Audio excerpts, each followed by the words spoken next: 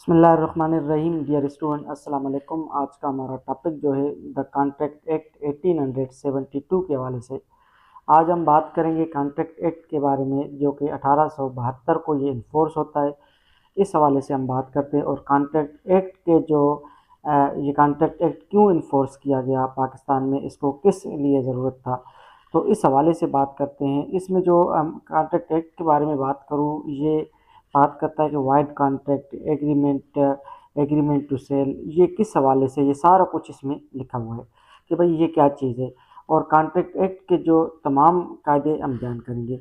हमने एक सीरीज़ में इसको स्टार्ट किए, तो इस हवाले से बात करें तो आज का जो हमारा मेन टॉपिक है वो कॉन्ट्रैक्ट एक्ट के हवाले से। कॉन्ट्रैक्ट एक्ट 1872 ये इन्फोर्स होता है। कॉन्ट्रैक्ट 1872 को ये इन्फोर्स किया गया। और act number 9 of the contract, act number 9 of the 1872, ये जो एक्ट नंबर 9 जो है, यानी कि ये पार्लियामेंट से पास शुदा था।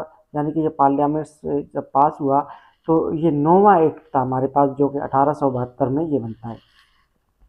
तो इस हवाले से अगर दूसरे सब्जेक्ट्स की बात करें, वहाँ पे किसी पे 6 लिखा हुआ है, किसी पे 5 लिखा हुआ है। जब इसकी बारी आई तो ये हमारे पास जो एक्ट बनता था वो 9 एक्ट बनता था 1872 का। तो इसमें प्रेम्बल में कहा कि भाई, प्रेम्बल में इसने क्या चीज़ कही है कि भाई, preamble where it is expedient to define and amend certain parts of the law relating to the contract it is enact as a follows. इसने कहा प्रेम्बल में मीन्स आगाज़ में इसने कह दिया कि प्रेम्बल में आगाज़ में इसने कह दिया कि जहाँ तक it is expedient to define, कि हम ये बात मुनासिबत समझते, हम ये बात सही समझते हैं कि to define and amend certain parts of the law relating to the contract, कि हम डिफाइन कर रहे हैं और अमेंड कर रहे हैं कुछ पार्ट्स इसमें जो कि law relating to the contracts, contracts के हवाले से हम इसमें क्या कर रहे हैं, कुछ अमेंड और डिफाइन कर रहे हैं। इसलिए कहा it is enact as a follows, कि आप इसको नीचे देखें और नीचे जिस तरह प्रीलिमिनरी में क्या कह रहे हैं, तो ये बोल रहा है कि हमने फॉलो इसको, इनेक्ट को किस तरह फॉलो किया, इनेक्ट किस तरह फॉलो करता है वो नीचे लिखा गया है।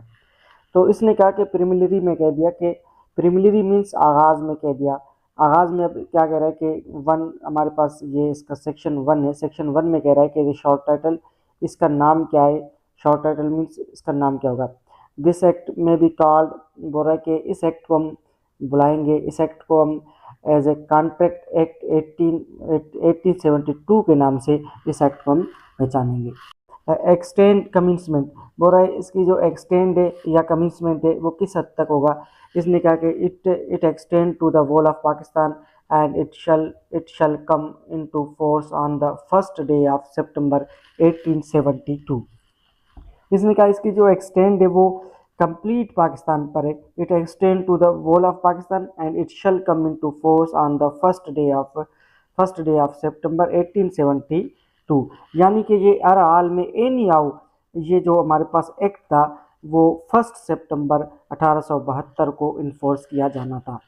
तो इस हवाले से इसने कहा कि भाई इसका जो नाम है वो एक्सटेंड जो है वो कंप्लीट पाकिस्तान पर है। और जो ये हमारे पास एक्ट होगा ये 1 सितंबर 1872 से, यानी कि इसको इन्फोर्स किया जाएगा बाकायदा से। फिर इसने कहा कि इनेक्टमेंट्स रिपील्ड, जो हमारे पास इनेक्टमेंट्स है, जो कानून साजी है वो उसको रिपील किए जाएंगे, या जो रिपील हो चुके हैं उसके बारे में क्या कहता है। Nothing year in content shall effect provision of any statute, ये कह रहा है कि हमारे पास यानी कि वो स्टेट्यूट, ये किसी भी स्टेट्यूट को जो हमारे पास कानून को इफेक्ट नहीं करेगा। एक्ट और regulation not air by express repeal, बोल रहा है कि वो एक्ट या वो रेगुलेशन जो हमारे पास इस कानून के तहत, इस कॉन्ट्रैक्ट एक्ट के तहत एक्सप्रेसली रिपील्ड नहीं हुए, यानी कि हमारे पास कॉन्ट्रैक्ट एक्ट में किसी चीज़ को मना नहीं किया गया है, तो वो उसका जो वो किसी भी इस स्टेट्यूट को, यानी कि सिंपल कह दूं कि इसने कह दिया कि अगर एक्ट या रेगुलेशन यहाँ पर मना नहीं किया गया है, किसी और बुक के बारे में इस बुक में मना नहीं किया गया है, तो हम उस बुक को भी फॉलो करेंगे। अदरवाइज हमारे पास जो है कॉन्ट्रैक्ट एक्ट है। तो इसने कहा कि नॉर एनी यूजेज और कस्टम ऑफ ट्रेड, बोला अगर किसी कस्टम के बारे में इस बुक के बारे में नहीं बताया, या किसी ट्रेड के बारे में इस बुक में नहीं बताया गया है, तो वो उन चीज़ों को इफेक्ट नहीं करेगी। nor any incident of the any contract not inconsist with the provision of the provision of this act. बोल रहा है जो not inconsistent with the provision of this act. बोल रहा है कि अगर इस हमारे पास ये कॉन्ट्रैक्ट एक्ट के अगर कोई इनकंसिस्ट नहीं है तो इस बोल रहा है कि हमारे पास जो कॉन्ट्रैक्ट एक्ट का अगर इनकंसिस्ट नहीं है तो उसके बरक्स नहीं है तो हम उसको भी फॉलो करेंगे, अदरवाइज हमारे पास कॉन्ट्रैक्ट एक्ट है। अगर कॉन्ट्रैक्ट एक्ट के अगर कोई बरक्स है तो वो अपने हिसाब से एप्लीकेबल होगा, हमारे पास कॉन्ट्रैक्ट एक्ट जो है वो अपने हिसाब से एप्लीकेबल होगा।